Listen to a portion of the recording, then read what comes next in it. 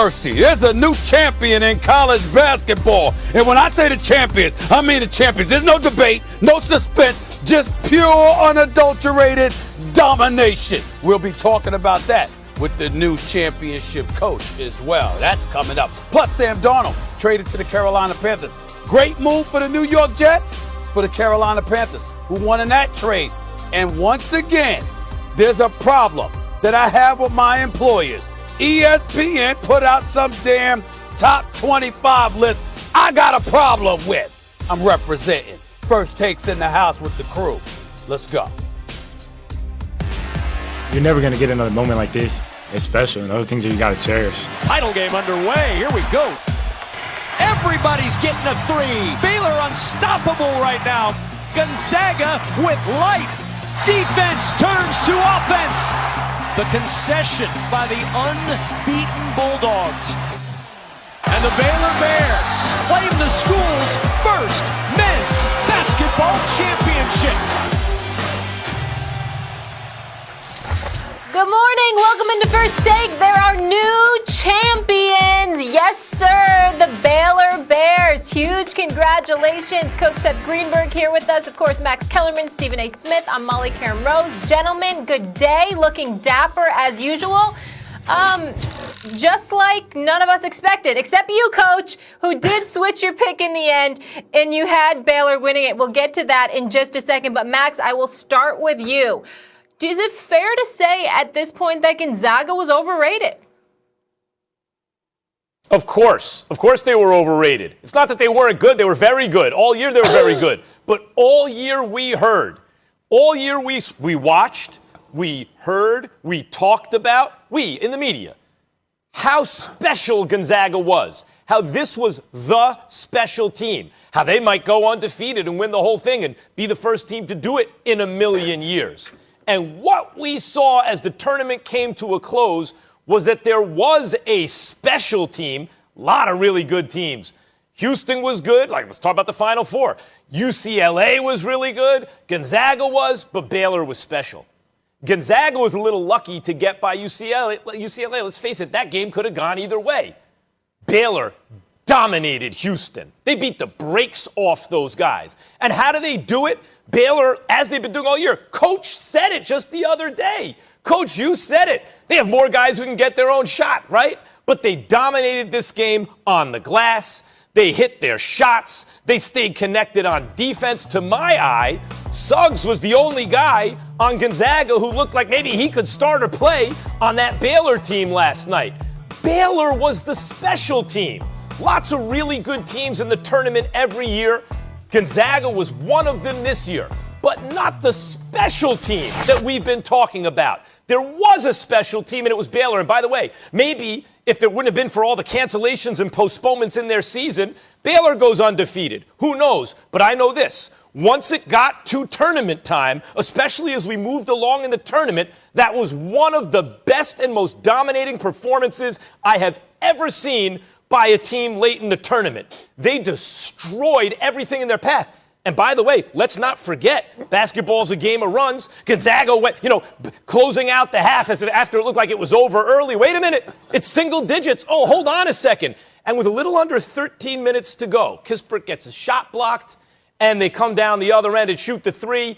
And with 12 minutes plus to go in the game, you knew the game is over. That shot blew out, that sequence blew out the candles. There was a special team, but it wasn't the, let's face it, overrated Gonzaga.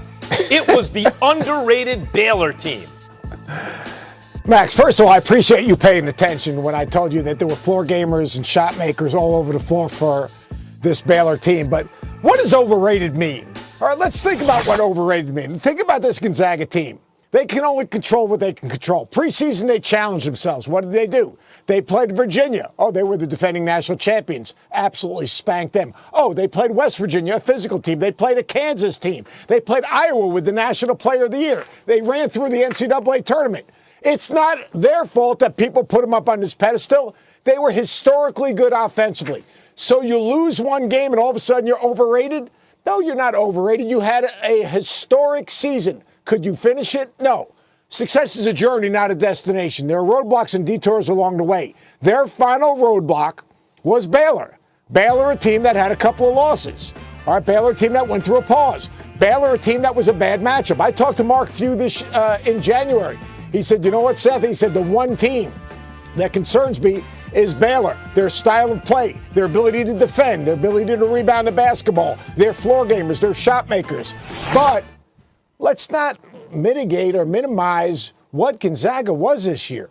They were a historically good offensive team. Did they finish it? No, they didn't finish it. They lost a game to Baylor. Does that mean they're overrated? First of all, who rates them anyway? It's guys like you who rate them. You know what? To me, they are really, really a good basketball team that got beat by a better basketball team. Baylor, if they played 10 times, I really think they'd win 8 of the games. It's a bad matchup. That doesn't mean they were overrated. That just means that in that moment in time, they were beat by a better team. Well, Coach Seth Greenberg, let me say this to you, sir. I really, really don't appreciate you coming on this show on national television and forcing me to agree with Max Kellerman within the next Stephen A. 5 minutes of the show. That's what you forced me to. Now, I will say this. Let me get specific here with you, Coach.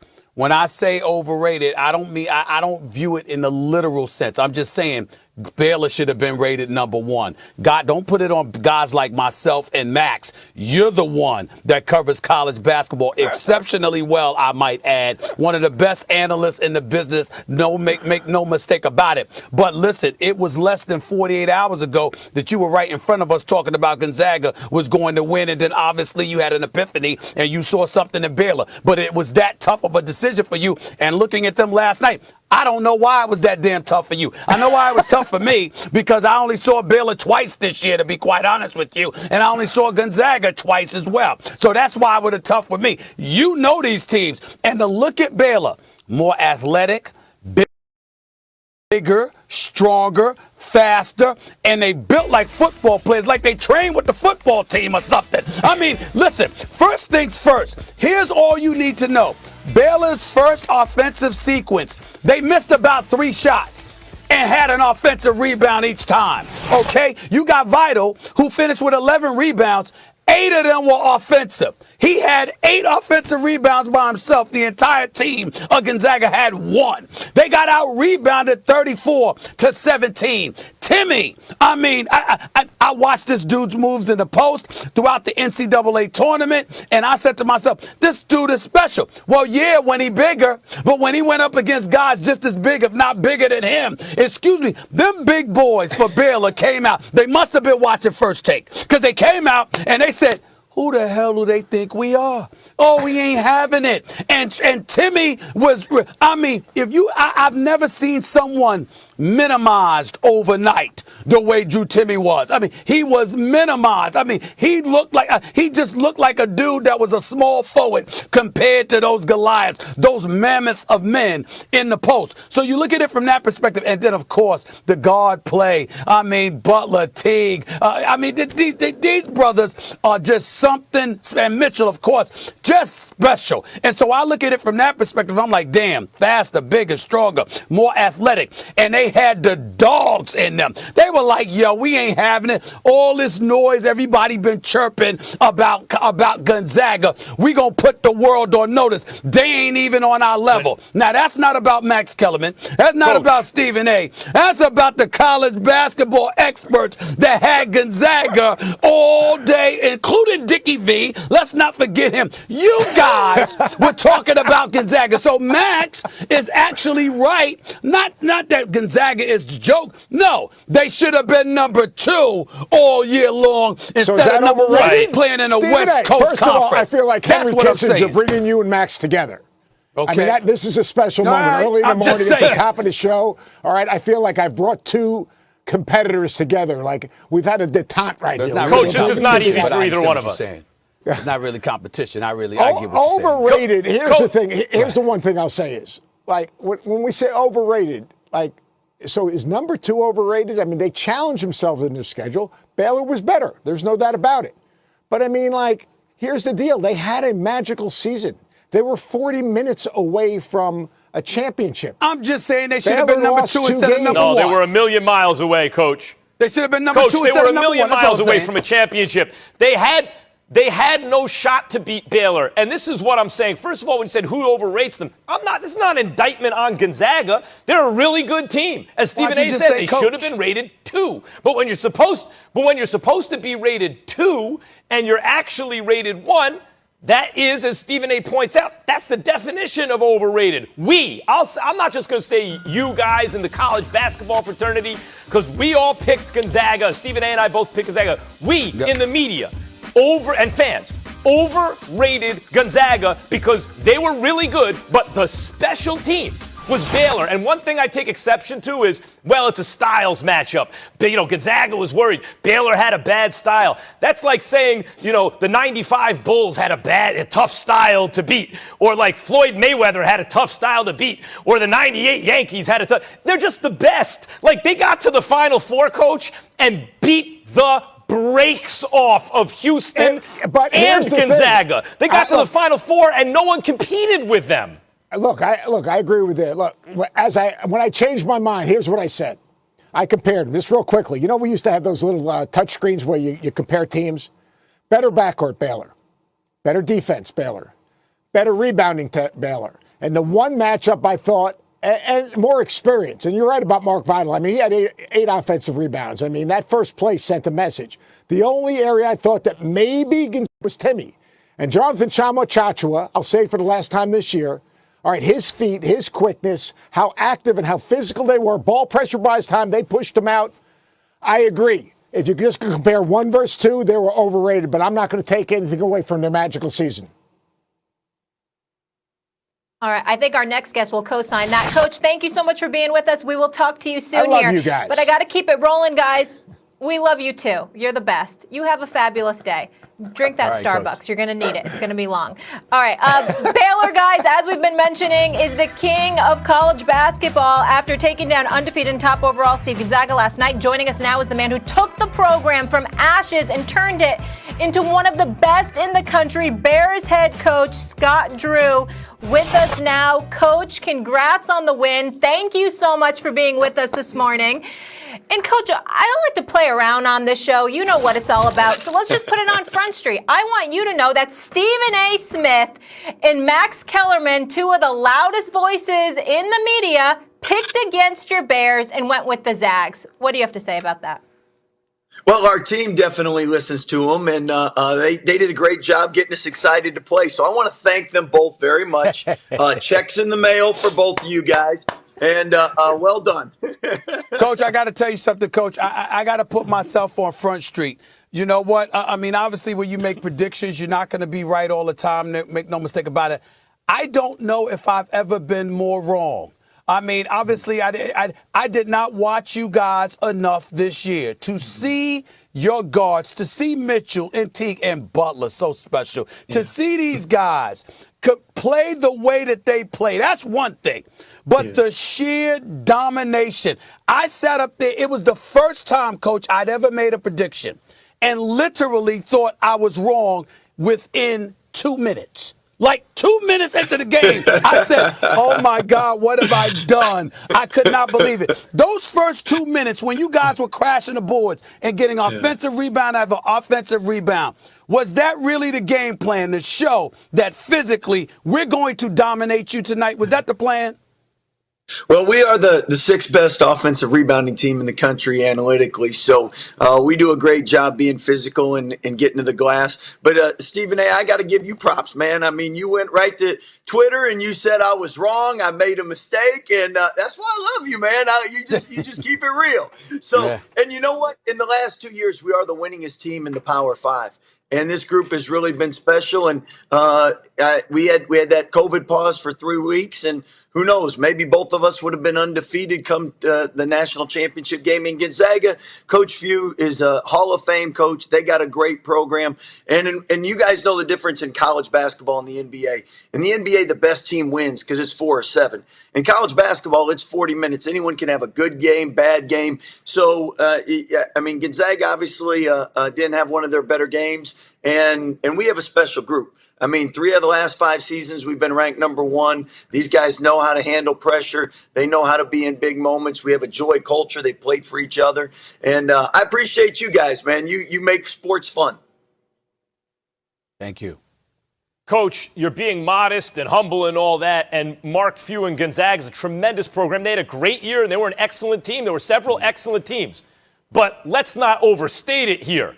You guys there are not many college basketball seasons where at the end of the season you go, whoa, that team right there was qualitatively different from everyone else. You got to the Final Four and totally dominated both opponents. And you did it. I'm sure you want to give your team credit, the athletes credit, but they are exceptionally well coached. They showed resiliency, which is a testament to their own character. When Gonzaga made their little run, cut it to single digits but before the half. But the way they were connected on defense, the unselfish play on offense, that's coaching. So I understand you're being modest and everything, but I imagine you and your team heading into this game felt disrespected. Wait, we just beat the hell out of Houston. They barely got by UCLA. We're underdogs. Yeah. Well, and that's where we got a group that really rises to the occasion. The better the opponent, the bigger the challenge, the better they play. And it's fun coaching a group like that. But to me, this is my 18th season at Baylor, and all those players that put in all the work to get us to this level. For all the fans that have been with us through the lean years, rebuilding years, our administration that support us. This is a win for them. This is a win for Waco. It's a win for Texas. You know, we ain't won a national championship since 1966. They did a movie on that team, Texas That's right. Western. So. We got so many great athletes and players and programs in Texas. Really excited to bring the national championship home to them. Coach, interesting question for you. You got a lot of people that look at this year and what we've all endured in terms of COVID. Obviously, college basketball had its challenges. Some people think that's what makes a championship this year even more valuable because of what you had to endure to get through it. Others believe that, you know what, so many people were compromised that maybe that's not the case. Where do you stand with that, and explain why, please? Well, last year we were poised to be a number one seed, and we had Devontae Bandu and Freddie Gillespie and Tristan Clark never had a chance to play in the NCAA tournament.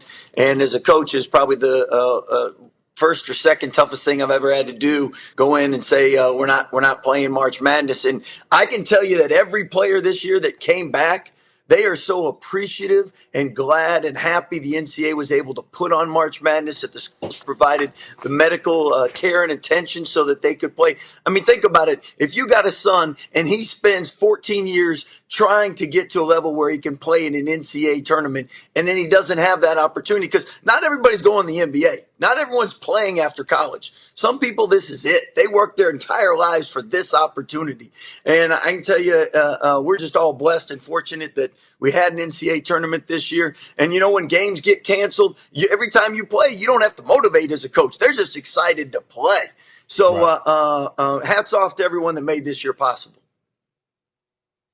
Yeah, and as fans of basketball, we were also very excited, too. The men's and women's tournament both didn't disappoint.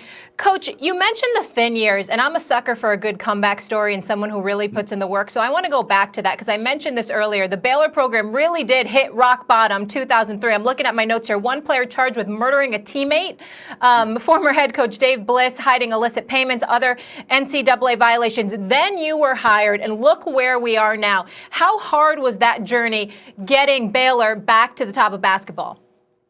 Well, Stephen A. and Max would have loved our first year, you know, because we only had 5, 6, 7 scholarship guys, depending on the time of the year. So we had like 6 walk-ons, and not only could they be on the team, but they actually could play. So, I mean, you go into games and you're 30 and 40-point underdogs, you're really coaching hard just to give yourself a chance. But those guys laid the foundation. And from there, you go to 2 Elite Eights in 2010, 2012, and then you go to some Sweet 16s. You get to, like I said, ranked first 3 out of the last 5 years. And you know what? Since 2008, only us and Kansas in the Power 5 have won 18 or more games. So we've been consistent. But you know what? When you win a championship, it's just different. And to be able to bring a trophy home and just see everyone be excited and happy. And again, you guys make sports fun, and it's a great way to enjoy things. But as a head coach, you're like a parent. When you see your kids happy when they're opening Christmas presents, you're happy. And right now, I'm real happy because everybody's happy. And you tell them players congratulations. I love apologize to all of them for my ignorance. What a Good performance. Lord, 2 minutes I Appreciate knew you I was guys. wrong. 2 minutes I Thank knew you I was very wrong. much. It's one of the Coach one of the Drew, all-time soak great it all college in. I hope basketball you can teams. stay in the moment for a very long time. Thank you so much for being with us. Congrats again. Thank you guys. Have a great day. All right. Right, Coach. You too. We'll leave it there, guys. We're going to the pros when we come back here on First Take. The good news for Nets fans, Kyrie cooking last night against the Knicks. The bad news, James Harden leaves injured. Could there be trouble ahead for BK's big three? The Jets ship Sam Darnold to Carolina, but did the Panthers get the better deal? Find out that next. First Take just getting started. This Stephen B. Smith today. That's your B game, brother. I could have a C game and wax your behind any day of the week, please. Deluded if you think you ever waxed me. You shouldn't even be allowed on TV to go against me.